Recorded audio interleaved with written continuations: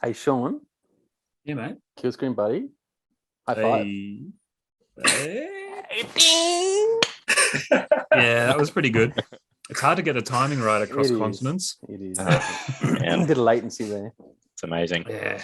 All right. So who wants to lead this one in? I don't want to. I was going to say, why did I say Neil? Dennis, you do it. Where is Mr. Niels? Is he? He couldn't make it tonight, unfortunately. He's jerking off to Kung Fu. Yep. Again. Don't worry, that's totally normal for Neil. Yeah. Normal Saturday. I think that was on the last episode, wasn't it? Or the one before? What, him actually jerking off to Kung Fu? At least talking about it. That was the only fan episode, that one. Yeah. So maybe actually he may have been, because we made the joke because his video was off for a bit. Yeah. Straight after we talked about Kung Fu, his video just went dead. Yeah. Like, oh, what are you doing, Neil? You're just jerking off. We said to the guest, Jacob Spring. Yeah, he just does this whenever we talk about the Kung Fu. It's funny. Am I the guest? Because it's funny me being the guest because you're like the guest, everybody's we kind of know each other already. We do indeed. Except for, Shaun, I know through the streams, as you know, he's been in my channel. I've been Killscreen brother. Killscreen brother. Yes, sir. Oh man, you motivated me like. Was so that much. it? I didn't get that weekend. Was pretty massive. Was that the same weekend that Justin Elliott got a kill screen on Donkey Kong on Junior, and it was on Crazy around Kong. That time. Yeah, 3 in a row. Yep. Jesus. What a maniac! Hey, he's incredible, man, and he did that in 14 days. Junior kill screen in 14 days. Wowzers! All right, well, he's such a good guy. He's going to be our what do you call it? You know, when he gets the world record, he will be a great figurehead for the Kong community. He's like the Donkey Kong icon. Like, yep. Yeah. More than Matt Tecchio, I think. Yeah. That fucking guy. That guy. He's our Australian Australian cohort. Yeah. Sorry, Dennis. All right. Well, I'll try leading this in, but yeah. We'll see how Have you done an intro yet? No, this is my maiden voyage. Oh, mate. I may sniff a bit. Don't worry, because that's fine. If it tanks, then I'll just get kicked out. Just do it again. Yeah, this is your official tryout. Can't be worse than mine, Dennis. I'm not nervous or anything. No. All right. Hello, everyone, and welcome to another episode of the Play It Up podcast. This is episode 29, and this fine evening, we're joined by recent Donkey Kong Killscreeners, Shaun Ruhland, and special guest, Mr. Geoff Suttor, joining us. Ooh. Ow! Thank you, Dennis. Woohoo! Hey, Jeffrey. What a weekend. Jeffrey. Wow. So we've got, this episode is a special of sorts that we'll commit to the both of you for your recent kill screens, which is both very huge accomplishments in the world of Donkey Kong. It's congratulations on joining a very elite group, gentlemen. It's amazing. Thank you, sir. Thank you, sir. Yeah. So does it feel different, Shaun? Yeah, life's better. Living a good life. Clearly. Living a good life. Yeah. It was good. I went to Fun Spot. It was good. Yeah, I'm stoked. I think one of the best things about the dog, and I'm probably jumping ahead, but one of the best things about the Donkey Kong community is just getting to know all the people, not just all the Australians, like the Kong of Pals and those, but the Americans too. Just everybody is almost everybody is so supportive of everybody else getting, progressing in any way, whether or not you're going after 100K or 400K or a kill screen. It's unbelievable. Oh, it's awesome. Yeah. We all understand the grind. We all understand each other, and we all share that passion, and like getting 100K can feel more intense than when you crack like the 600K mark, because by that point you've grinded so much that it's just like expected. But when you first can like break through that, level third iteration of springs or level 4 springs, that's when you start to really feel intense about it. So yeah, it's a great community, great people. Shout out to the Donkey Kong community at large. Exactly. Everyone involved. It's great. Yep. So obviously we know you pretty well, Shaun, being the man who started the podcast and all. So Geoff, Just a man with a microphone. I was Geoff. When we have guests on, it's more or less customary to ask a few questions so everybody can get to know the person in the hot seat for the episode, and just to give us a little bit of background on your inspiration and gaming and where all of this came from. So, mate, I guess I probably is better. I can wax lyrical about this very well. So what got you interested in gaming for a start, mate? Yeah, it's interesting. I think it was around about, when was the America's Cup? Tell me when the America's Cup was. Can anybody remember? 83. 83. In 1983. I was 1 year old. Yeah, I was a little tacker. But my mum decided to do a computer course. Like, we're talking, our parents' generation. And she decided to do a computer course. And so they bought a thing called a Dick Smith Wizard. Now, at the time, the Dick Smith Wizard, I think it's Creative Vision is the brand that they are around the world. But it was rebranded and it was called the Dick Smith Wizard. It had cartridges.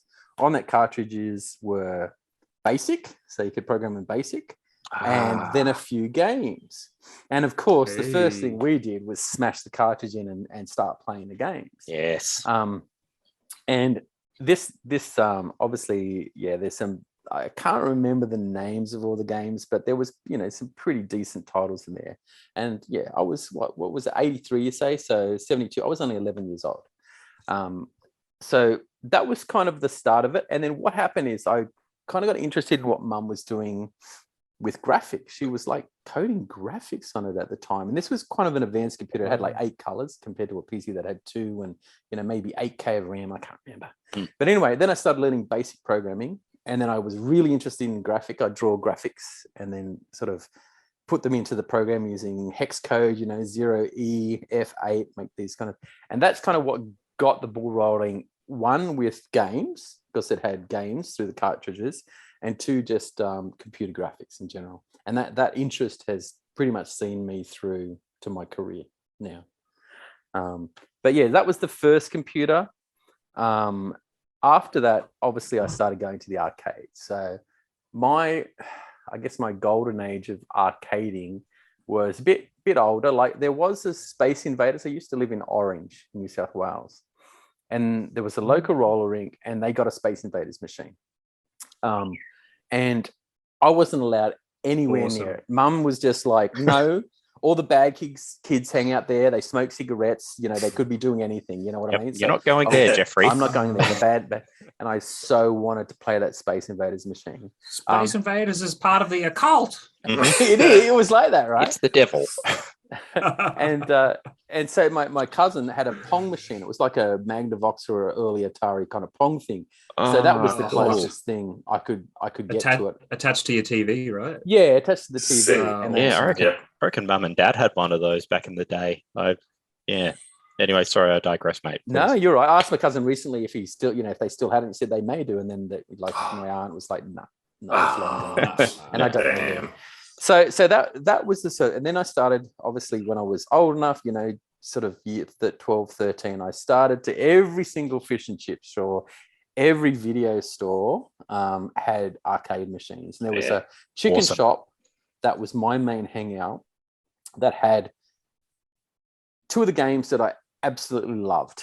And you see them right here behind me. One of them is Rygar, Legendary Warrior, and the other one was Ghost and Goblins. These were the 2 games that were just synonymous with my childhood. There were other games as well, like I loved Arkanoid. That was just the way you could get lasers and split the balls. I loved. Did you have the ones with the little analog dial? Yes, it was a cocktail. It was most of these games were cocktails. Okay. Yep. And the other games that I remember playing a lot, and I believe that I 1cc'd it, but I'm actually not sure. I can't remember 100%. Was Ghost and Gold? Not Ghost and Goblin. I didn't know. Still haven't 1cc'd that. That's the next challenge. Was Gunsmoke. Gunsmoke was a great game. Yeah. And the one I know that I finished was Wonder Boy in Monsterland. It was the first kind of RPG. Wow. Getting those whirlwinds and picking up the hearts and yeah. stuff. So there's a couple of games I want to revisit. And I hope to get the opportunity more on the Mr. FPGA than anything else, because I know I'm going to find it hard to get the boards. Arkanoids is kind of out of reach, even though it's on a 61. You need a spinner. I've got a 10 stick with a spinner, but anyway. So that was kind of the progression. This when I was in from I guess 13 to 15. That was my golden age of arcade gaming. And when Rygar came out, that was it. Like I just got captured by the Donkey Kong. Was this? Why would you play Donkey Kong? Donkey Kong was this, the shit graphics, black background. Forget about that. Single screen. Single screen. When you had these adventurous worlds. Where's the explosions? So at the time, like the Donkey Kong wasn't on my radar, and it was probably too hard. I just went, give me an adventure. But I got the best thing about this little particular arcade in Donkey Kong is me and another mate were the same skill level, right? So we would, if we got on that machine, our two 20-cent coins would last about 2 hours. Other kids hated us. They hated us with a vengeance.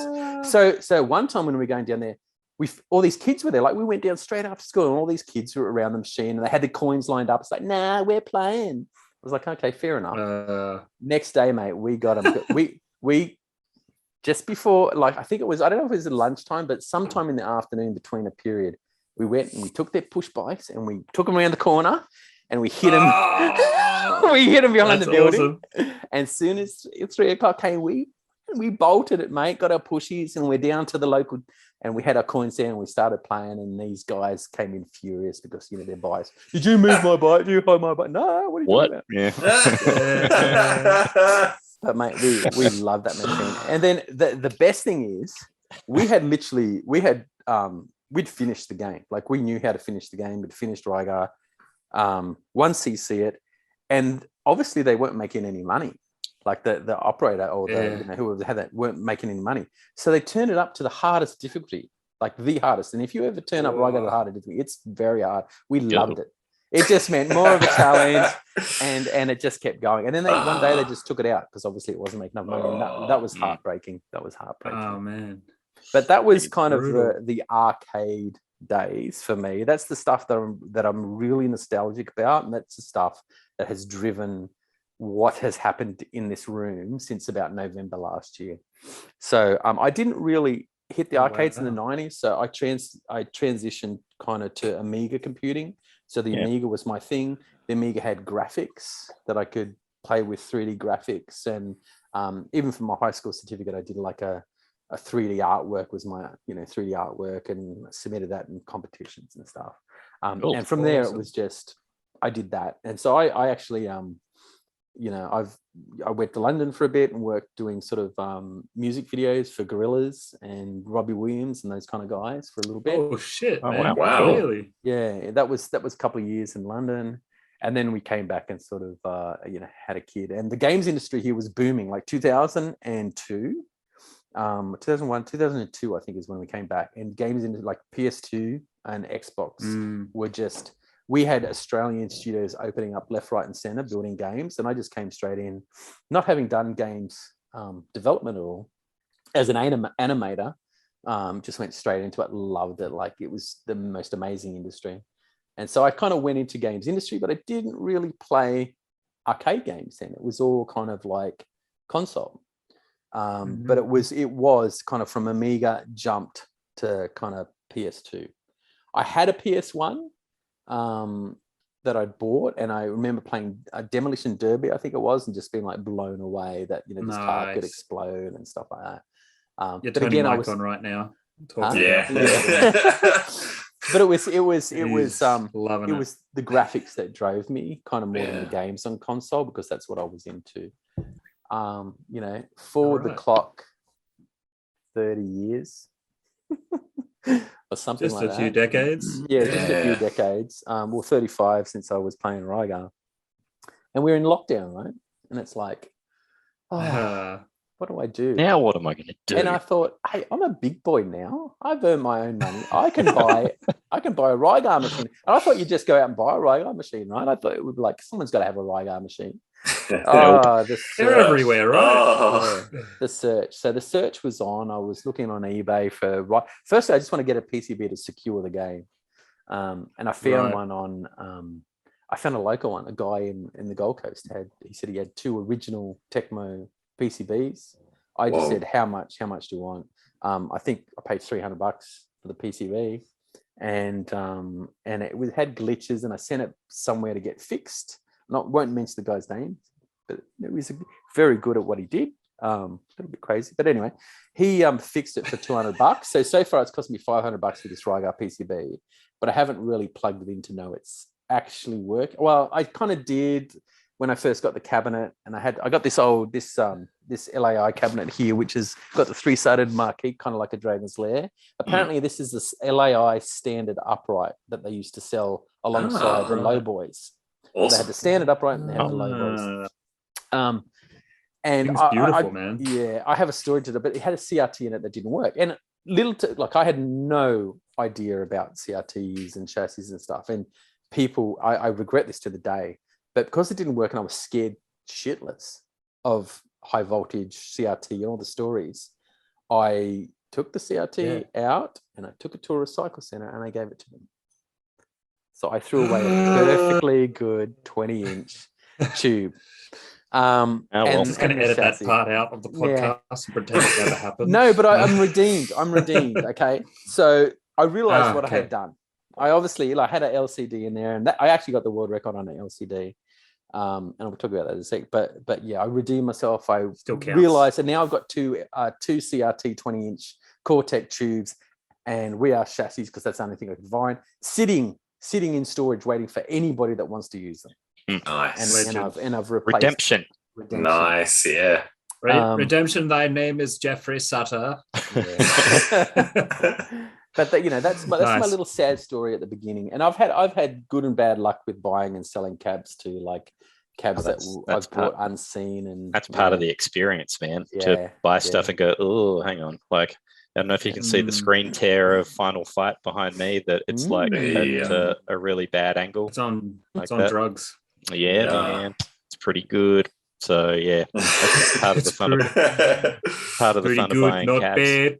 So, good size. Good size. As always. So I'll finish this story and then we can go to Shaun and then we'll talk about Donkey Kong or whatever. So give it to November last year, I was looking online. I was thinking, and I just called up a guy from I think it was Pinballs in Brisbane and said, hey, do you have any, old 80s arcade cabs? I don't care if it's cocktail, you just should. And he said, yeah, I might have something you like. And he sent me pictures of a container that he'd had in storage. He just opened it up, and my God, there was about 10 different old cabinets in it. I don't know how many he's still got. Whoa. But obviously the standout one was this one.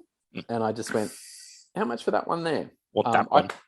I paid $900 for it. I had no idea of prices. And I kind of didn't care at the time. I just wanted to get this done. So, and I thought about it in terms of computer hardware. You pay a couple of grand for a computer, so it's an arcade machine.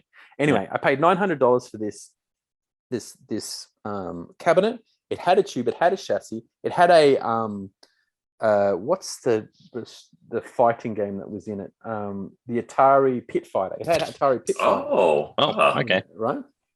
I actually sold it. I hated the game. Good. Terrible game. Yeah. Good work. It is. Good move. So I ripped that out. Put I took out the LAI harness because it wasn't compatible with. I needed the jammer adapter, and I put in a jammer harness in it. I probably could have kept the LAI harness and made it work, but anyway, it's all done. I did all the artwork myself. Especially designed the marquee in Photoshop so it would fit the 3-sided marquee, which is quite unique. Oh, cool. Had that printed in a thing called Duratrans, which is a very kind of translucent. It fucking looks awesome, basically. And the control panel obviously is, if I don't say so myself, the control panel is kind of again, I designed it to fit that control panel. And there's a guy called Brendan Richards, I think, that does control panels. He's on Aussie Arcades. and that had a 2-player, 3-button aside control panel. I just wanted the single player control panel. So had that all done up. So I got that in, and this all happened over a period of time, but I got that in November, and I looked at the Twin Galaxies world record for Rygar and went, I think I beat that when I was a kid. I literally did. I looked at it and I said, I think I had a score higher than that when I was a kid. And within 2 weeks of actually having a working PCB, 2 weeks at Christmas time, I got the world record. So it was just a matter of relearning the game. I already knew the game. Yeah, you trained so much in your youth for it when you never even thought about a world record. I did. How Still, cool hiding that kid's bike and all that kind of stuff. I swear, both my friends Stu and I had that world record when we were kids, easily. Wow. That was your training montage back then. Yeah. Hiding Gonna bikes. need a montage. It's just riding your bikes down to the chicken shop. Yeah. So that's my gaming story up until watching Matt Tecchio, where things changed. Yeah, I understand that. Yeah, people's lives usually change for the worse when they start to watch Liriel, aka Matt Tecchio, on Twitch. Yep. Nah, he'll love that. Yeah. Will I keep going because I can go into the Donkey Kong story if you want, but it's just me talking. So I feel the next, this is us. You're the guest. Getting to know Geoff, mate. Yeah. We're keen. So I guess it's very interesting, and I was very keen to know your Rygar journey. It's kind of cool to know like the history that you had with the game. It makes a lot of sense knowing that like a lot of people are in the same spot as you, that they have this connection in their earlier years that they've played a game and they get to rediscover it many years down the track. And truth be told, that's exactly what I did with Double Dragon. So yeah, it makes sense. It's kind of cool to hear that you went back and you kicked some ass on that, which was awesome. So I guess that of course brings us into Donkey Kong. So I'm guessing that Rygar was the conquest was there. You got the world record. And that so Donkey Kong was on the horizon. Quickly from that. say that was really sorry, just before I forget, it's a pretty unique game as far as I can tell, Rygar, for that to be so nostalgic for someone. I don't really hear many other Aussies especially, or anyone having that as like their childhood game that they grew up with. That's really cool. Happens to be the shop that Geoff was hanging around, eh? Yeah. And interesting that you say that, because when I mention Rygar, I have had so many people say, "Oh, I used to love that game as a kid." Oh wow! Sweet. Okay. I've heard a lot of people say it, but it's kind of like just one of those games. I think that was in almost every, fish and chip shop and video shop of that era. And I just want to say before we go to Kong, the other one was Ghosts and Goblins. My friend Stu was up to the end of the first loop. Very easily. I was not bloody quite hard. the same thing. I'm pretty sure. Out, Neil. Yeah, he was amazing. And I've got through the last two with the dagger, but I haven't done it with the shield, which is what you need to get into that last, boss head fella. Yeah, that's right. Yeah, I should remember that after watching 3 days worth of 2 days worth of Ghosties with Neil. He drove me to play Ghosts and Goblins when he was doing that, man. I was so keen to get back in there because I want to 1cc that game. Absolutely, that is the next challenge. Is awesome, 1cc man. of Ghosts and Goblins. I don't really care about the world record. Just safe, Neil. I don't care about the world record, but I do want to 1cc the game because it was the other childhood game that I really loved. And 1cc means the first loop, or 1cc is just two loops, man. Yeah. And then when you're at 2 loops, you're kind of close to the world record. Yeah. Keeping him on his toes. Nah, I will keep him on his toes. It's fine. World records come and go, as I found out. I got beaten by 100,000 with my Rygar world record. I had it for about, I don't even know if it was 6 months, because I took it off a Czech guy. Apparently they had this big event where they were doing, and they made a big video about him winning the world record. Then I beat it, and he was heartbroken apparently. And so he recently took it back by 100,000 points, which is not a lot. So we'll see what happens. Have you spoken to the chap, Geoff? Not him directly, but all the guys around him that sort of play in that Czech. There's a arcade HRY or something in the Czech Republic, a massive arcade. They stream a lot. Like they've got a lot of events going on. Cool.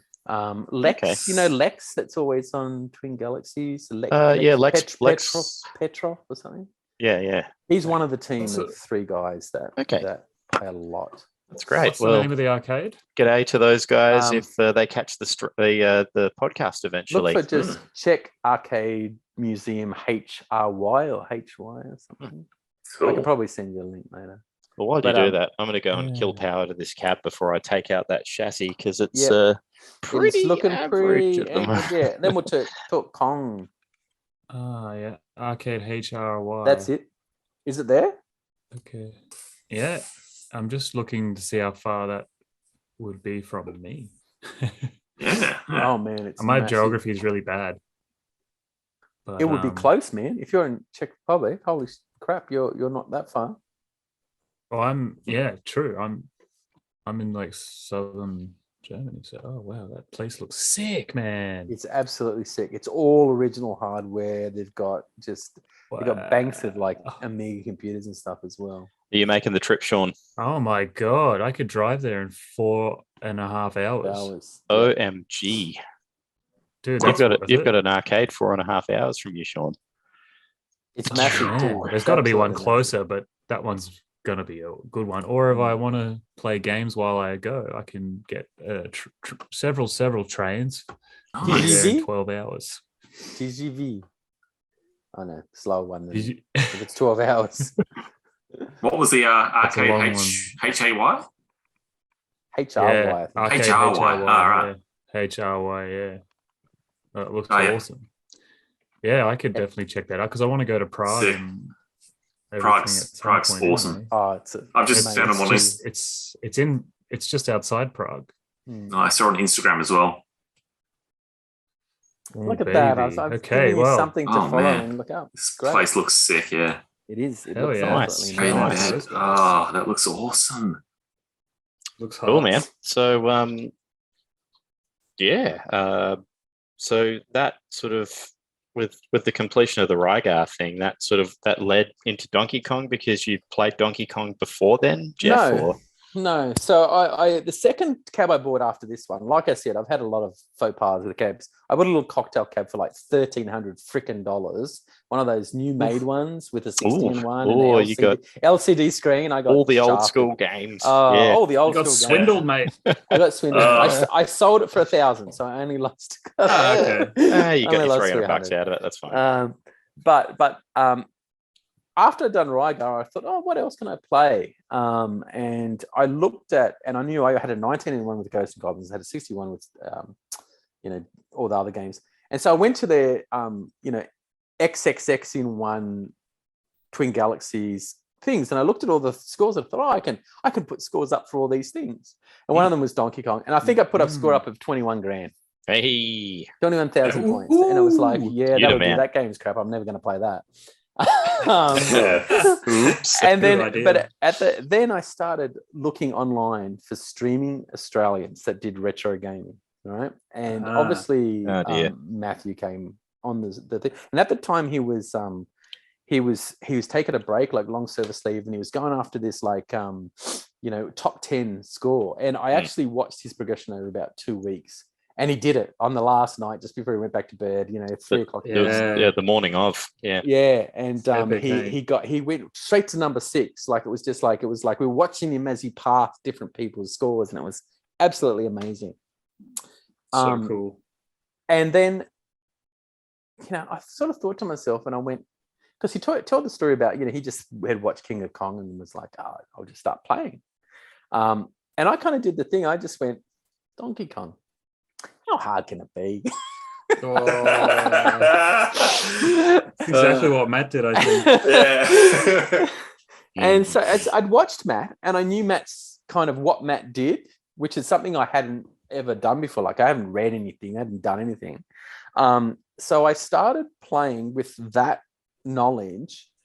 And obviously he plays like Matt, right? So he's a 1.2 million player. He's trying for 1.2 million, so he's bottom hammer, top hammer, and all this kind of. So I was doing a lot of stupid stuff, a lot of leeching and all that kind of stuff.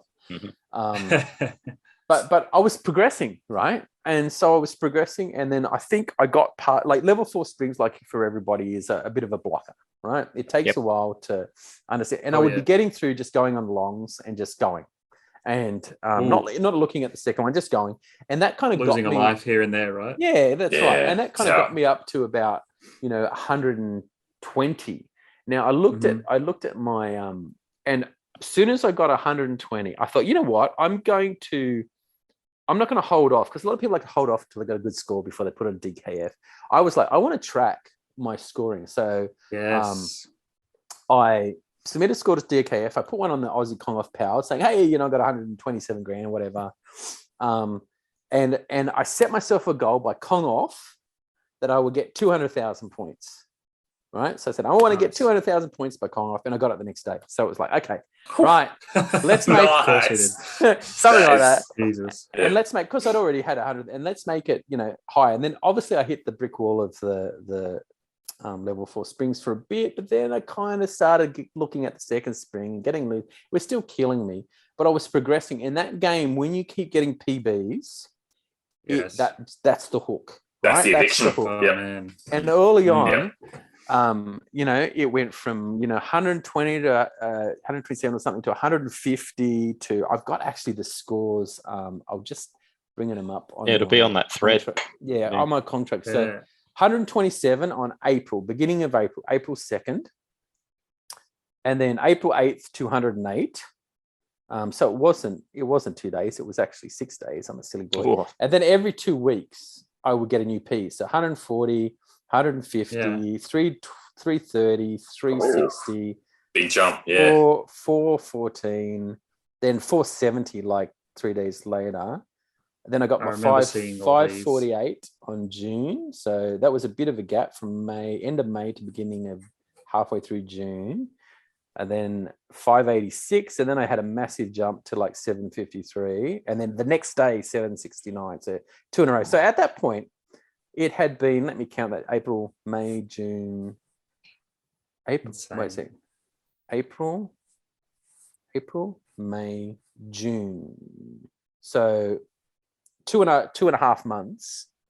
I know July, middle of July, April, May, June, July. So 3.5 months.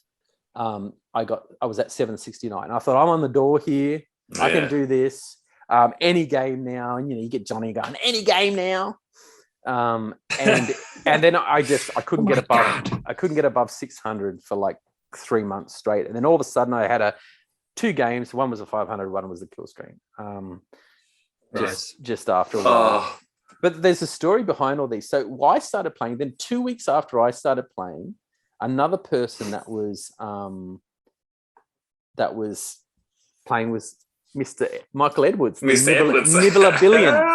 Mr. Michael Edwards had got his Nibbler Billion. He was watching Matt too. And he didn't tell me he started, but he sort of started playing about 2 weeks after me.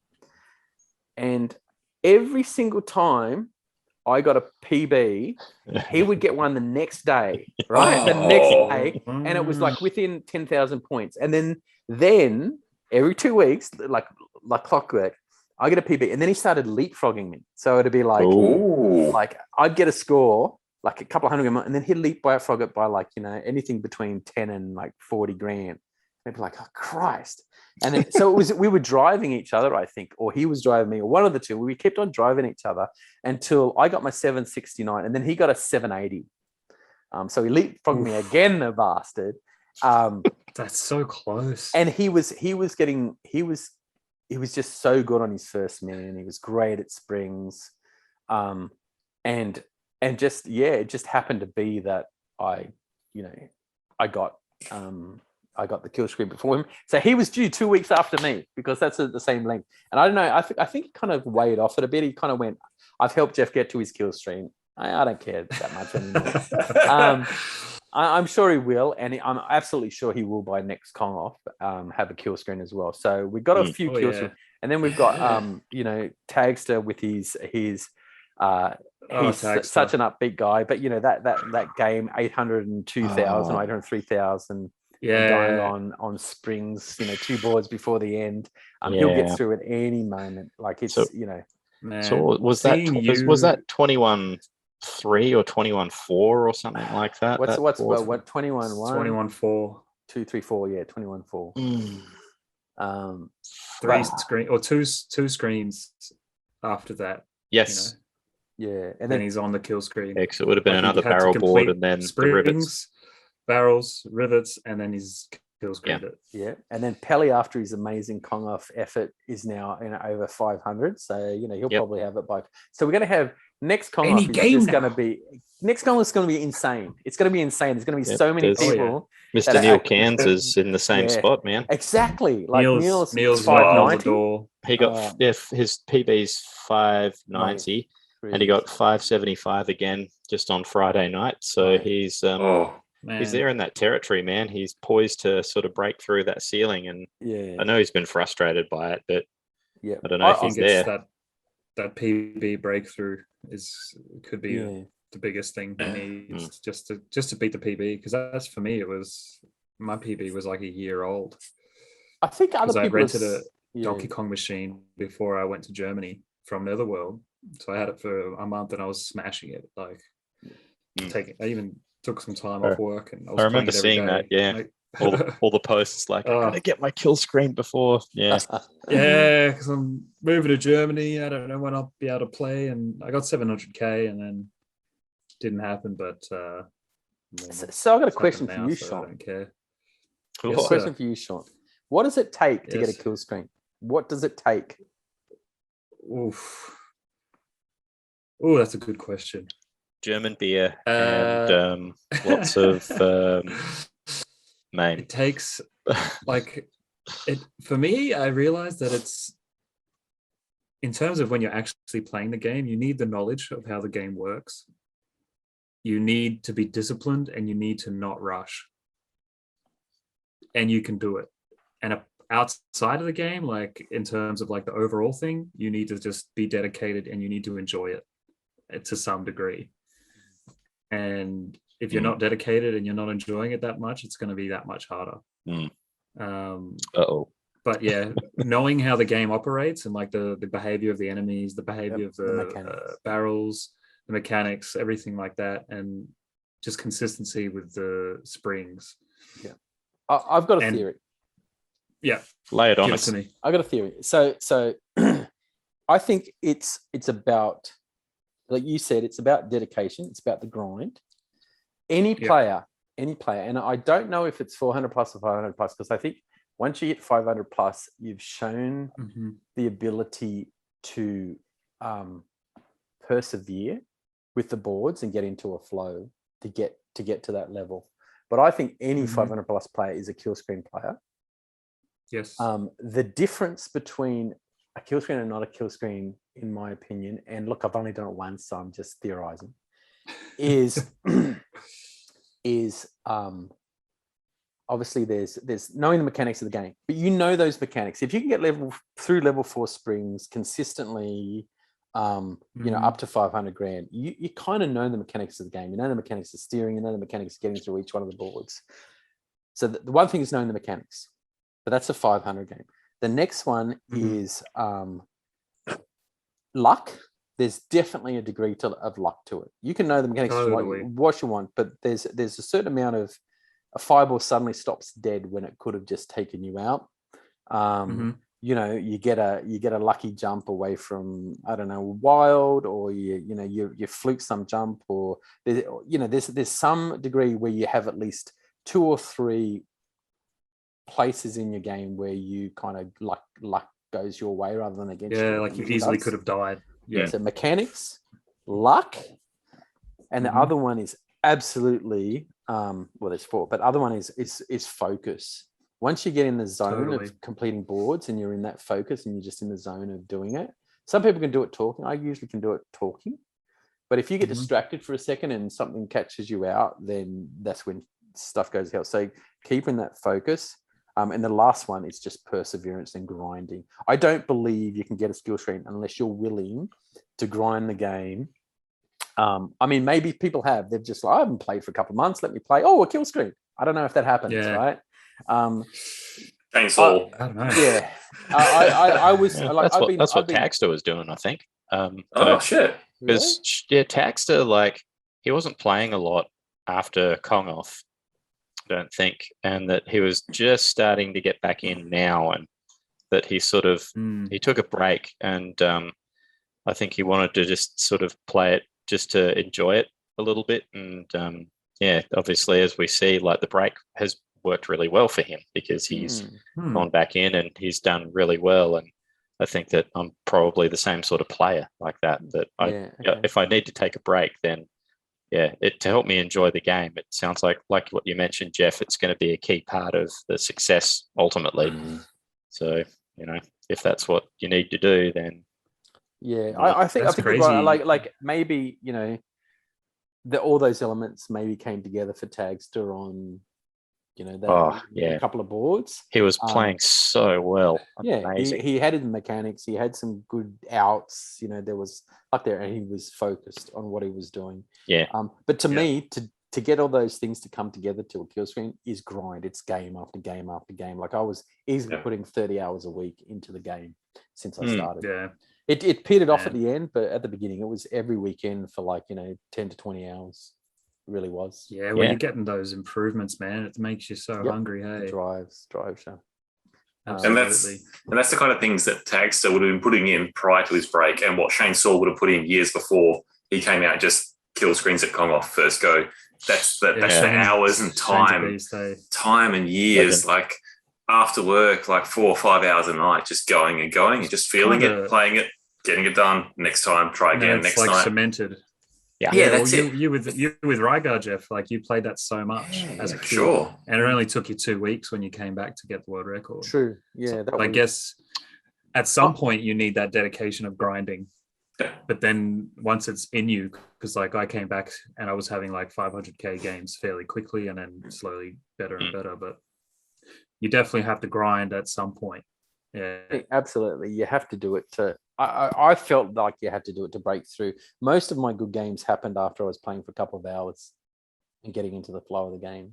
Hardly ever happened first game off the rank. You have a good game at the start, and then you have like lots and lots of shitty ones. Then you have like, oh, okay, and then a big one. That's kind of how it felt. Yeah. Well, I was lucky with my game. I think I had died once quickly at the start, and I was like, okay, restart, because I didn't have much time to muck around, because I was actually you were meant to go out. We wound up being 15 minutes late to dinner, but I was like, you can see it on the video. I say, like, there's no way I'm stopping. And Michelle fully understood. She knew what I was going for. She was great. She was like, took a couple videos of me, and she's so tell us about the game. Like, how did it play out? I had a pretty decent first man. I was kind of consistent. Like, it was a fairly normal game until my last man, and then I got like 450k on my last man. I ended up with an extra man at the end. Well, not my last man, but my second last man. So I got to the kill screen with, pretty much. Like, I think JMac, his first man was over 500k for his kill screen. So then at that point, then you've just got to play like even below average of what you can usually do to get to the kill screen. So I think I had like a consistent game, and then I just like had some good luck and played really, really well at the end. And fuck, what a feeling to get past my PB finally after a year. And I was like, okay, whatever happens now, it's a bonus. I get to see my PB improve on DKF. I get to talk to the boys about it. I get to make Geoff a little bit more scared. Actually, you already had the kill screen, but if you didn't have the kill screen, I was like, I wasn't competing with like you and you do in the back. It was kind of like friendly competition though. I wanted to beat Tagster to it. I wanted to beat Johnny Bond's score, which I did. Haha, suck it, lick it. That's what I had with Michael Edwards. I had that kind of AKA Bonaforce 75. Bonaforce, and just going back on that. We haven't talked about all the gamer tags apart from Lyrial, like Matt Tecchio. So, Geoff, how do people find you on Twitch? I am 80s arcade kid. 80s arcade kid, yeah, buddy. Straight up 80s arcade kid. I'll link that in the show notes. Yeah, sweet. And Shaun, do you have yours in there as well? Shaunanigans 88. Yeah, yep. I wish it was just Shaunanigans, but I think it was taken. So 88's my birth year, so yeah, I just use that. Yeah. So Michael Edwards is Bona 473. Is that 75. 75, sorry. 75, yep. I called him Bona Dude 75 once. He wasn't happy about it. Bona Dude. And you've got lots of other players. Like, there's Danny Fazacari in Tassie, who's also how do you say his last name? Fazacali, I think Fazacali, something like that. I don't know. He knows how to say it. We don't. Yeah, he knows. That's right. He knows. And they even, what's his Twitch? Danny. It's Simple Dak. Fazak. Oh, yes. Simple Dak. Yeah. Simple Dak. DACK. Yeah. Yep. Simple_Dak. So there's lots. Legends. I mean, the Aussies around that are just kicking ass. Mm. But so what's your that's the Killscreen game. What about any further? What's happening now? 1 million? That game is that's it. Dead to me now. I'm living the good life. I'm living the good life. Got to think I'm just about actually playing. I'm playing other good games like this. Nothing related to Donkey Kong at all. No, not at all. That's very different. The Japanese one, actually. Cool. No, I'm just playing. Actually, I'm playing other games, including like Famicom stuff because I have that here now. Nice. Yep. Game Boy games. I've got PS4 here. I'm playing just. I love all kinds of games, and retro has a special place for me. But I do love everything, and I've been doing some Game Boy modding and stuff. Like that's a modded Game Boy. Backlit. The backlight, like that was already done, but I biverted it, so the black pixels are now. Yeah. They were white, and so basically swap the pixels around so it looks clearer. Amazing. You maybe haven't seen one of these, Geoff, but this is the only arcade machine I have. For a Game Boy. It's super cool. Yeah. It works really well. Check it in. Boom. And then check it out. It's so good. See, you guys are all about original hardware when it comes to consoles and stuff. Whereas for me, consoles are like, Mr. FPGA, it just emulates it in hardware. It's all good. I'm a bit of both. I think what I'm about is probably like not original hardware as such, but I'm about the original experience. And if you've got something like FPGA that is designed to emulate the hardware exactly, and like to an extent that MAME can't, then that is something that is like really appealing to me. And I think we were talking earlier before today, Geoff, that FPGA is something that I'd love to get into at some point, because I don't know, stuffing around with original hardware can be pretty time consuming and also expensive too. So it's probably, and at some point it's gonna, at some point it might not work at all, Yeah, that's correct. So that's pretty far away. The point that I'd make about FPGA and the Mister is there's a lot of touted around like, arcade perfect, hardware perfect. It's not. It's only as good as the implementation. So those guys that are making those cores, when they've got original hardware to base it off, then they do a really good job, really good implementation. If there's custom chips, those chips have to be decapped before they really record and do the same thing as the board. Of course. And like the core, like the Rygar core's got issues. It's got sprite sync issues. Donkey Kong core's got sound that's just atrocious. So it's zero. It's kind of like zero latency hardware, cycle, accurate. But the implementation is everything. And some cores, like if you had a really, really full-on, Street Fighter player that knew how to play Street Fighter and every nuance and feel of that game, you'd probably find that they'd play it and go, oh, there's this thing or there's that thing. I think all and the implementations aren't bulletproof. And MAME, of course, has had such a long history now of improving that sometimes MAME has a better implementation. Well, for now. But it is a great thing. But just talking about the Donkey Kong games, I just want to, like, my Killscreen game, a couple of things surprised me that I'd never done before. So one of them was a 550 first man. And I only died because I think I just had a brain fart on springs. Like when I've got my eye in on springs, it's just like I can just pass them. It's nothing. It's mechanical. Yeah. So dyno. It's crazy how easy it feels sometimes, eh? Yeah. And then other times it's like, what am I doing? Yeah, man. I've never felt comfortable on springs any level. It's always clench. I need to play it more. Always clenched. You just need to learn to feel comfortable clenched. Yes. So deep. Yeah, it is. And a lot of people, like everybody, when I finished it, people go, "Oh, that score's so huge, 900,000, blah blah blah." And I don't feel like I did anything different to anybody else. And I actually thought about it a lot. And I'm thinking, like, why? Because you got to think about it. The difference is like 20 grand between a 880 game or an 860 game is 40 grand. So where does that 20 and 40 grand come from? Because it's not much. It's only a couple of boards. And I put it down to two things. One is when I've got my eye in on springs, I'm going straight up. You know what I mean? The first long, short, I've got it. And I think if you sit there on springs for a long time, you start losing thousands of points, thousands of bonus points. So I think that's one of the places. And confidence, yeah. Yeah. So that's one of the things. Yeah. Pies, every freebie I got, I actually took, which gives you, 600 that's a bonus big one at for the score. end. Yeah. If you get caught up in pies, your score just goes to zero. Like your bonus goes to zero. You get caught behind. It's those. rough. That can just happen though, right? Surely, it absolutely can just happen. Yeah, especially like from board 5 onwards, that you can just get like those Firefoxes.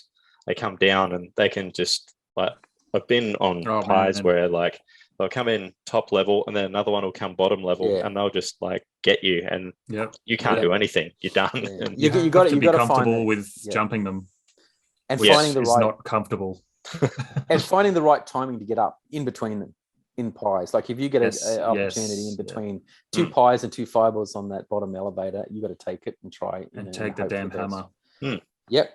Take the hammer on the left for safety. But I was that. So I think the springs, going through them quickly, and also the top hammer on barrel boards, I just have a little pattern, and I feel like maybe I'm getting a couple of 100 points more each top hammer the way I'm playing it.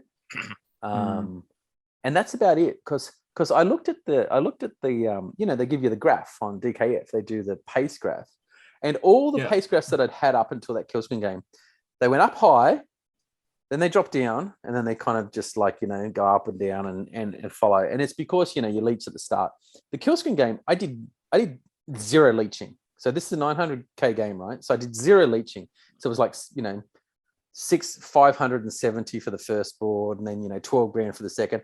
And it's actually a reverse hockey stick, the way the graph works. It's I've never had a graph like it. It's just like it starts at an 820 pace on board 1, and then it just climbs up to the 900 pace and just sits there like a like a constant thing. So it was when I looked at it, it was like, like I could probably just share it for a second because I had it on.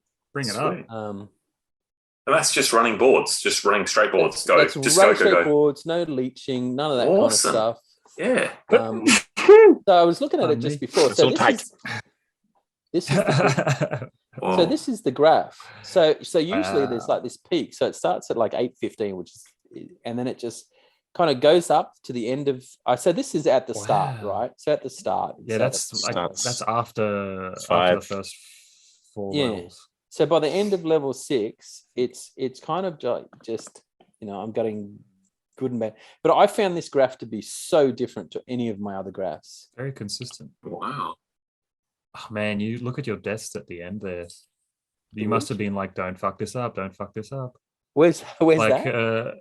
See, it's showing you where you died. Like your first death was 551, 400, and your second death was 817. And then your third death was 895. So like, what did I just do? I'm not good with computers. Pornhub.com. What? Pornhub.com. I can computer. Yeah, that would be my computer. So what is the death points? Where is that? Where it says deaths and the death column Oh, there. that's a different game. That's someone else's graph, yeah. Oh God, yeah, that's my. But this is what the graphs usually look like, right? They go up and then they That's sort right, of it jump is back someone down. else's game. Yeah, Wow. It looks like my game. Could have Probably. been.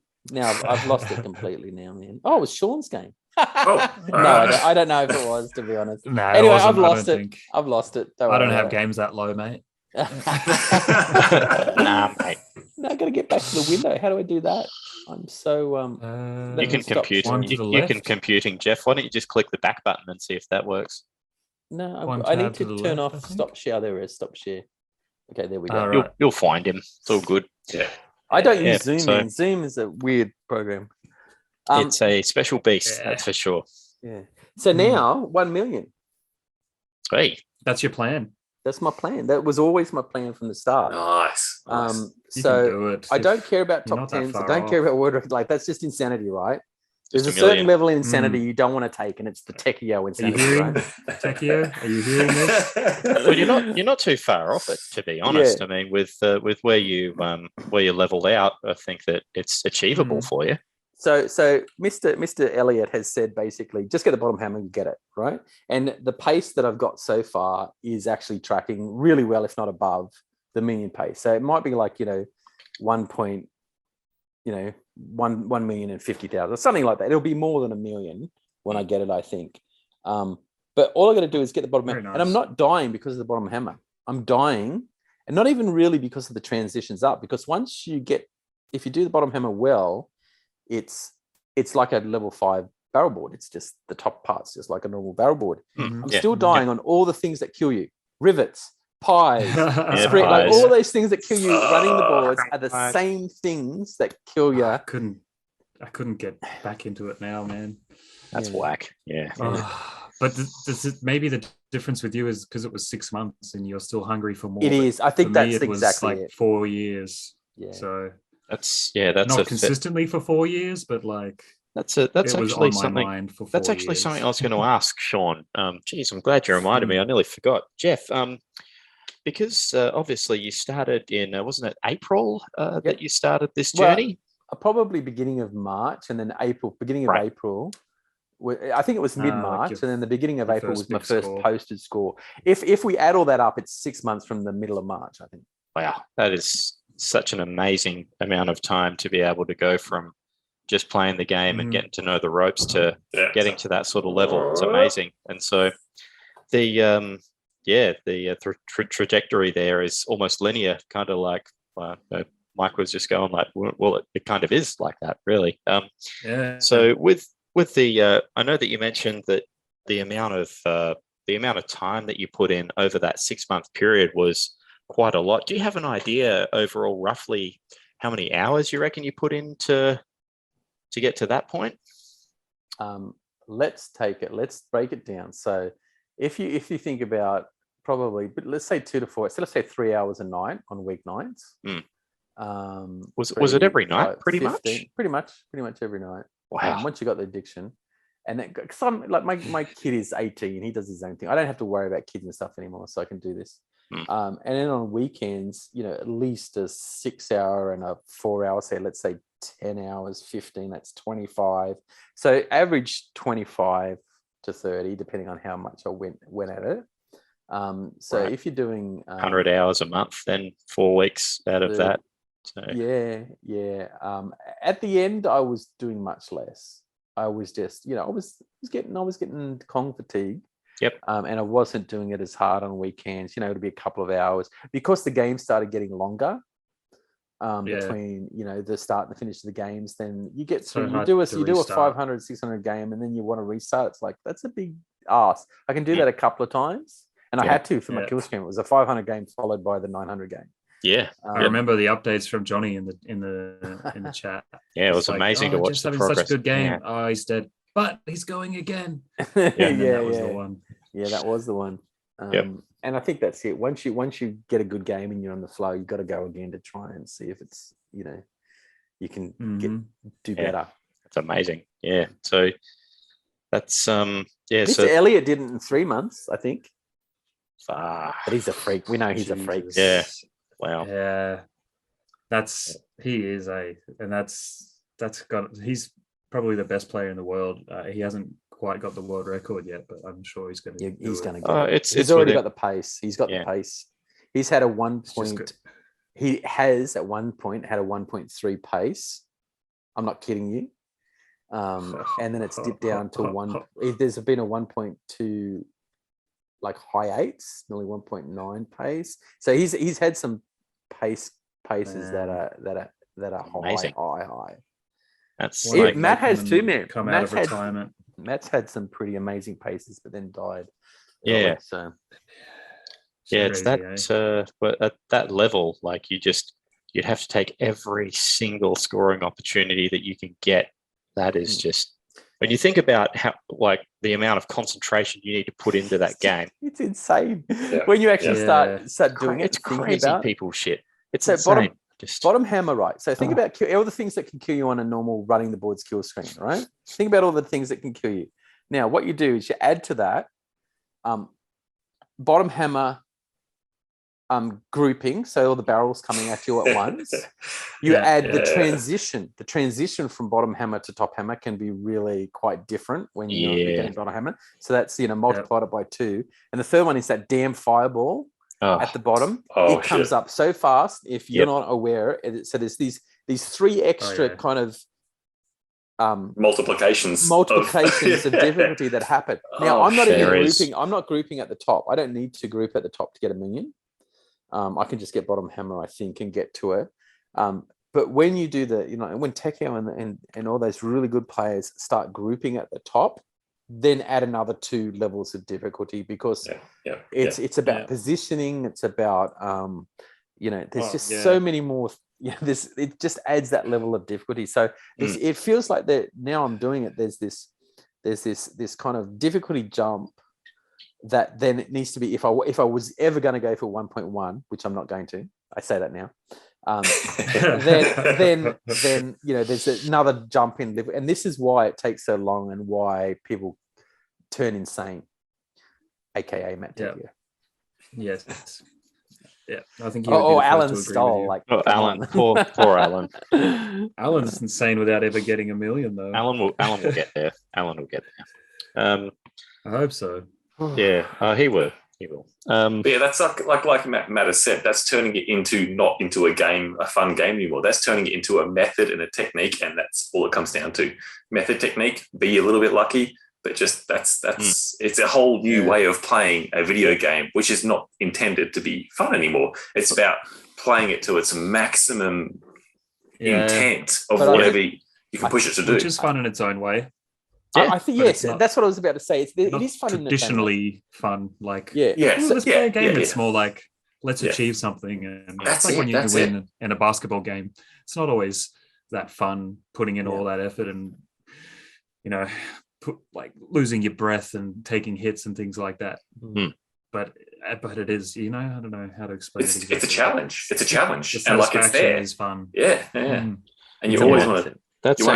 That's actually how I played and got the double dragon world record, to be honest. Like it went from a start for me, and this is why I think I get sort of what you mean a bit, Geoff, that I started playing it and it was fun, like at first, and that you get through a couple of times, get a decent score, and you think, I've got a bit of a rhythm going, but then you learn and you relearn, and then you start focusing on all those finer points, and that's when it starts to change a little bit, because instead of just going through and enjoying it, you're taking all those little things that you need to apply, and you're trying to focus on those to make sure that every step that you take, you maximize those scoring opportunities. And then if you do that, then you're okay. But if you don't, then it puts extra pressure on you again. So the feeling it isn't of enjoyment. It's more of satisfaction more than anything else. That you have that challenge. So I've quite often said to people, I'm an all or nothing guy. So I'm all in, or it's like I couldn't give a shit. I read that on your interview. That was on Donkey Kong Forum. So when I decided that I was going to play Donkey Kong, I'm all in. It's the only game I'm playing, and I'm playing it a lot. It's when I go back to doing the Rygar work record, I think you'll find I won't be playing Donkey Kong at all. I'll just Donkey Kong gets a rest for a bit. Yep, that's why you are successful, I believe. Yep, that's what you got to do to be driven. So along the journey, mate, when you started, how was there any tutelage or any hints from Tichio? Did he help, or did he make it hard for you? Did he tell you the wrong things? No, Tichio's alter ego. I think like he sends everybody his barrel board video, which is kind of like a steering video. And it does help. I think it's a good one. The thing that when I actually decided to seek out stuff, the first thing I did, other than watching Matt play, was I went to DKF and read the spring theory. Right, that was the first challenge. It's like, okay, I need a long and a short. I don't know what that means. And this is the thing about teaching and advice. Like, people can tell you what to do, but until you execute it, it don't mean shit. Like, in theory, it's like, I know what I need to do, but until you do it, it doesn't mean shit. You gotta put that into practice. Yeah. So people interpret level 4 springs differently across whoever's playing it. Like it's you learn it the way you see it. It's not you don't get told as long and short. You start to feel what it's going to be, how it comes on, how it looks and how it feels. It's weird. I mean, it is. When people started talking long and short, I didn't know what the fuck they were talking about. Honestly, I didn't know what they were talking about. They're all the same. Fucking springs. It's a fucking spring, mate. And some people do this little thing where they run forward a bit. Just and run, then they run. You dickhead. Hey, that's me. I do that. You run forward a bit and then run. Like, I don't do that. I do, because I know when I need to go here. It's like a little, head start. Yeah. I can't do that. No, I couldn't do that. I was going to change my method because I saw other people that don't do it, but I was like, I started doing it successfly enough, and then I just stuck with it. And man, it works. It feels good because it's like a little hedge start, and then you feel like it makes sense. Habit. If it was good enough for Hank Chien, then it was good enough for me. Absolutely. But it's all habits. It's consistency. Yeah. So Geoff, but I want to go back. Sorry, I want to go back to springs. I want to go back to So lessons and teaching. So Matt sent his video on steering. That was pretty much as you're going up the middle ladder, how to steer, barrels out of the way from level 5 onwards. And then Mr. Justin Elliott got on stream one day and taught me about kind of how to not just steer, but how to manage the 4th girder.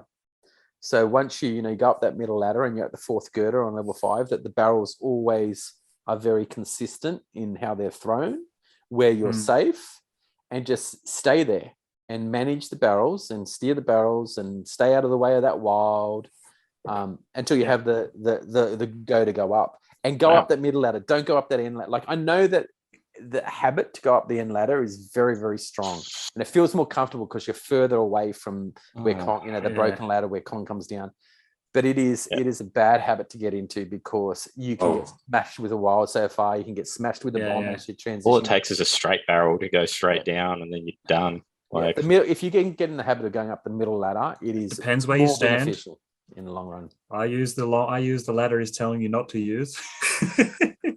So does Tagster.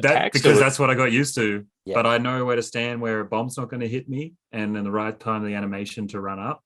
But I also do sometimes have to retreat further back because it's a risk to go up that. But how many times have you been hit by a wild? How many times have you been hit by a wild climbing at the top of that ladder?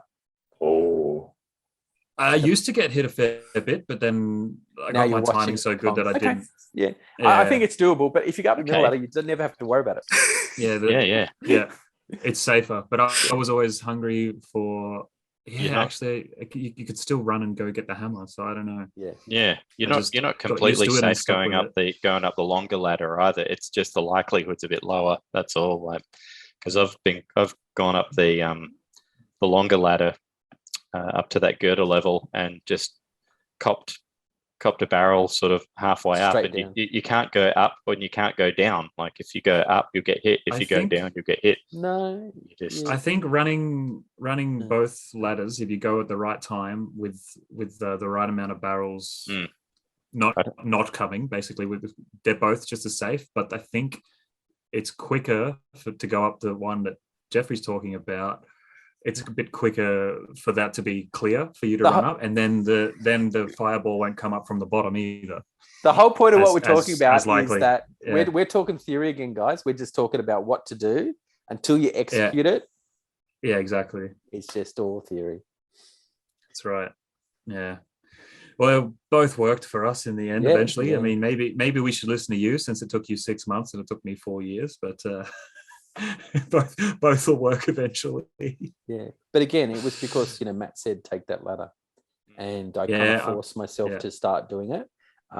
Because I was doing. I was jump steering, right? I was jump steering to get barrels out of the way, and I'd jump into a bomb so many times, or jump into a wild so many times because I'm kind of jumping past that ladder to go to the far ladder, and I'm steering at the same time. Especially if a barrel's coming up the top, and you want to sort of, you're in between. You're almost at that longer ladder, the middle ladder, and you kind of jump and steer that one down while you're going to the short ladder. And it's at those points that he throws bombs and that all sorts of shit just happens.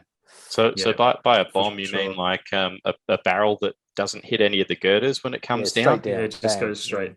Yeah. Okay. Yeah.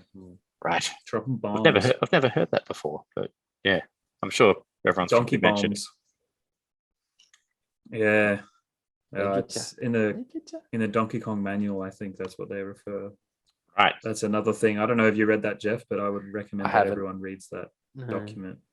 Man, that's. I said the Word doc. Getting it without. The Google Doc thing. Yeah, I've seen it recently. But I haven't read it. I've started it 2 or 3 times, but yeah, you don't need to read it to get a kill screen, but for me it helped just like either reaffirm some things I already knew, or to help me really have confidence in what I knew, or taught me a couple of new things, which if I watched the kill screen video back again, maybe I could say, maybe I would have died there if I didn't read the thing. I mean, after like 3 years of trying and not getting the kill screen, I had to read that fucking thing. So definitely. The great thing about Go From Me is there's a whole lot of new things to learn, like the timing of when, barrels change from, the timing of when to get the bottom hammer if the fireball doesn't come up, the timing of when to get it. If it does come up, like straight away, the timing of, just get it if there's a unjumpable sort of barrel barrage coming to you. There's just there's all these timing and sort of situational things that you have to learn, and with the bottom hammer grabbing, and I'm actually really enjoying that. I like learning that stuff. That's nice. And there's nothing better feeling than a waterfall of barrels just dropping onto your hammer. Like it, you get it, and then you can steer them, because you can start steering. When you start steering stuff from level 5+, it actually steers. It's like beautiful. You can just you can just sort of like steer everything down, and then all of a sudden there's like 12 barrels just bang bang bang bang bang hitting your hammer. You've bottlenecked them, kind of. Yeah, exactly. Right onto your hammer. Going deep with my bottom hammer. I said this to someone. I said, I went really deep with my bottom hammer the other day, and my wife just peeked her head around the corner and said, "You went deep with your bottom hammer? You did what?" And you're like, "That's right." Did she say, "Where was I?" Oh dear. That's so good. I've only had one JD this whole night. What's going on? Oh, mate. You can go grab another. Get a refill. We'll probably what other stories can we tell? I like this. You're over it, but there's lots. There's lots to talk about, mate. Definitely. This just scratches the surface, man. How long does it take you to edit these things, dude? Not that long. I usually keep pretty much everything. Normally, most of it just stays in. We don't have too much. We don't have too much rubbish. All killer, no filler, mate. Yeah, all killer. That's right. Let's talk about that, because when I'm watching these, honestly, like I'm watching them and going, "Say my name, say my name." It's a bit like that. Let's talk about the other DK players. So we've got the Queen of Australian Kong, Tanya Lowe. Who did an amazing, got in the top 16 at AKO.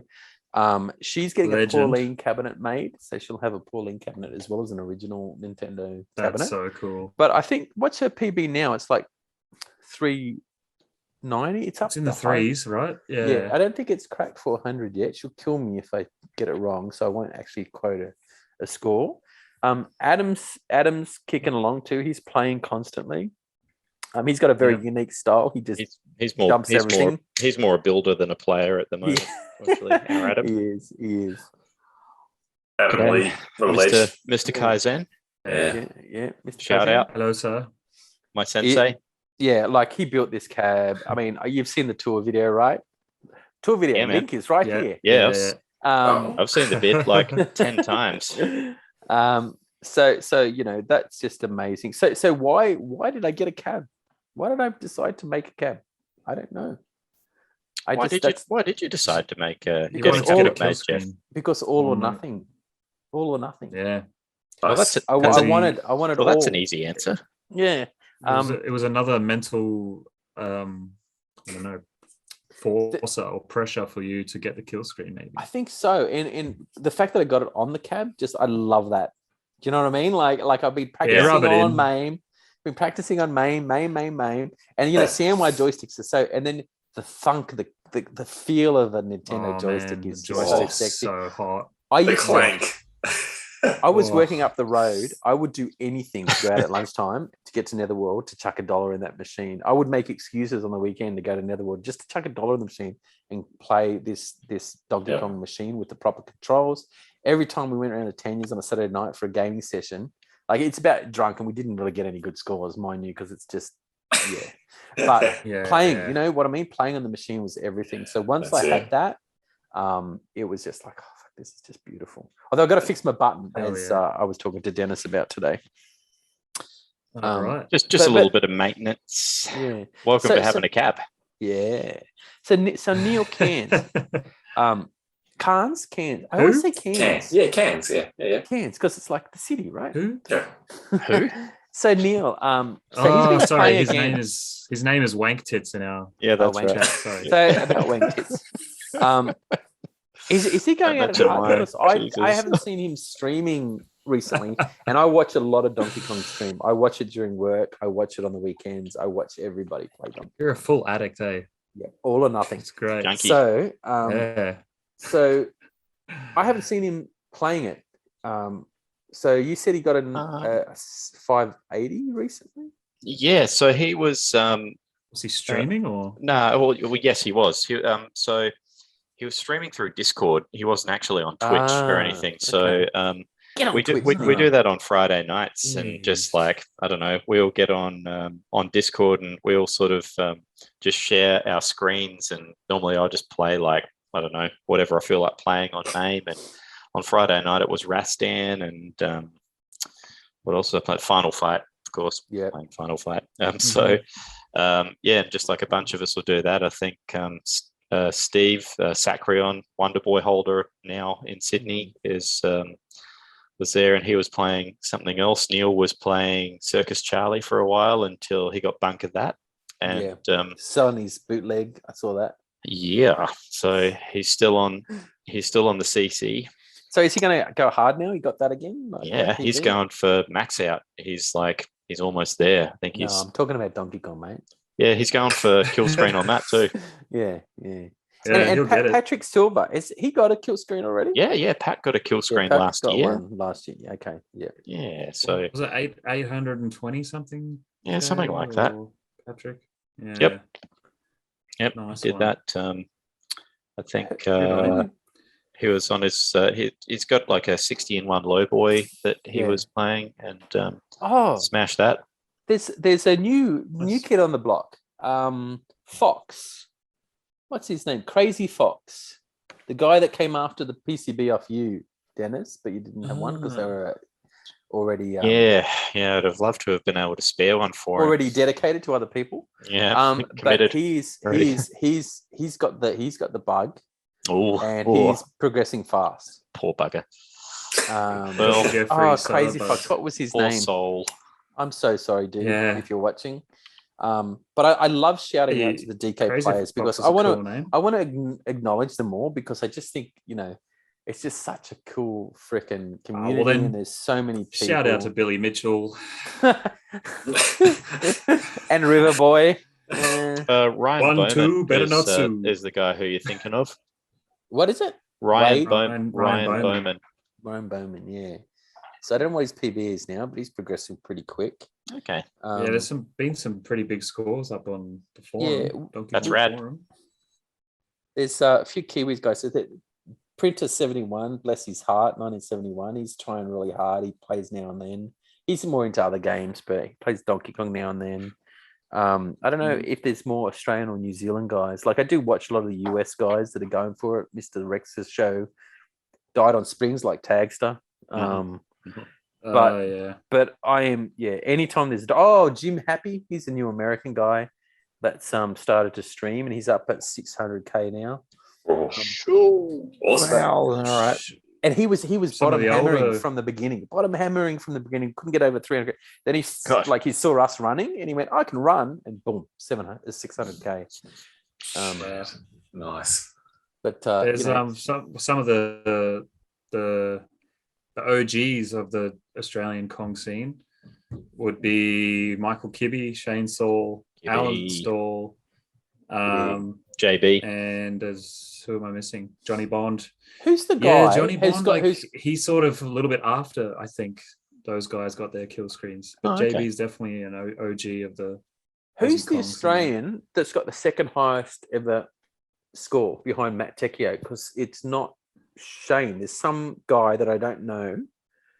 There is someone on the list that Johnny keeps that list, and I forget. He mentions it every time, and I'm like, that guy. It's on Kong Off Pals. Barra? No, he's New Zealand. Come on. Oh, well, it could be Aussie, but yeah, we count him as Aussie. We do, but he's the Aussie Australian arcade. I'll go champ. straight to it right now. He's here enough that it counts. Alan Stall. I know Alan's got higher than that. So Craig Tubby.